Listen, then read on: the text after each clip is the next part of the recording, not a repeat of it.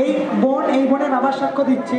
এই বোনের বাবার স্ট্রোক হয়েছিল, আপনার থেকে প্রার্থনা নেওয়াতে রিপোর্ট নর্মাল এসছে। Hallelujah hallelujah. সবাইকে দিদিকে জয় মা সিকি, জয় মা সিকি, ভবনের সবাইকে জয় মা সিকি।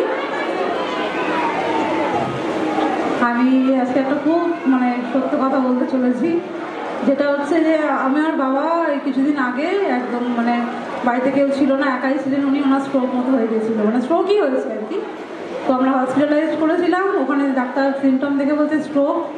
আমাদের সিটি স্ক্যান এমআরআই সমস্ত কিছু করতে দিয়েছে।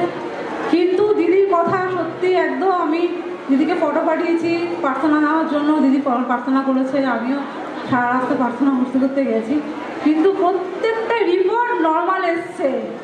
আমি তো অবাক হয়ে গেছি যে ডাক্তার কি বলছে। ডাক্তার আমাকে বলছে যে তোমাদের সিমটম বলছে এক, তোমাদের রিপোর্ট বলছে এক, এটা কি করে পসিবল? সিনিয়র ডাক্তারকে বলছে। আমি স্যার আমি জানি না, বাবা বিষ্ণু কি আমি কিচ্ছু বলতে পারবো না এখানে। তো রিপোর্ট একদম নরমাল আছে। ডাক্তার এমনিতে কি বলেছিল? ডাক্তার বলেছিল স্ট্রোকই হয়েছে, এটা স্ট্রোক হয়েছে।